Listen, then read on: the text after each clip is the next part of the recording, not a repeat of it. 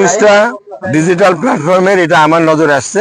আমি এটা মনোযোগ দিয়ে শুনলাম, দেখলাম, এবং আমি আমার নেতা কর্মীদের মাঝে আমার ভোলা এবং বরহানুদ্দিন এবং দৌলত খাতে এই লোককে বহানুদ্দিন দৌলত খাতে এই লোকের বাসিন্দা কিনা সেটা সম্বন্ধে চেক করে দেখলাম যে সে আমাদের এলাকার না, সে ভোলা সদরের লোক এবং সে মোশাররফ হোসেন শাহজাহান সাহেবদের বাড়ির পাশের তার বাড়ি, এবং তার সাথে তার মেয়ের চাচতো তার ভাইয়ের বিটি জামাইয়ের সাথে দ্বন্দ্ব।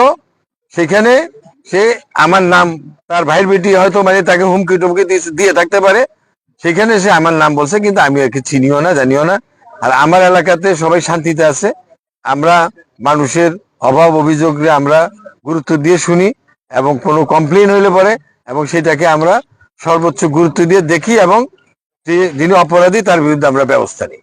আকিম সাহেবের এই ঘটনার পরেই বহাদি দৌলত খাতে আগামী নির্বাচনে ভোট করতে চায় এরকম অনেকেরই তো ইচ্ছা আছে। এরকম কিছু কিছু লোকই দেখলাম যে তারা মানে স্ট্যাটাস দিছে যে তাদের ধারণা যে এখানে আইন শৃঙ্খলা মানে ভোলাতে তথা তাদের কথা যে সারা দেশেরই আইন শৃঙ্খলার অবস্থা খারাপ, যেটা সত্য না। সারা দেশের আইন শৃঙ্খলাই ভালো, সরকার চেষ্টা করতেছে, আমরা আমাদের এলাকায় চেষ্টা করতেছি যাতে কোনো আইন শৃঙ্খলার অবনতি না হয়।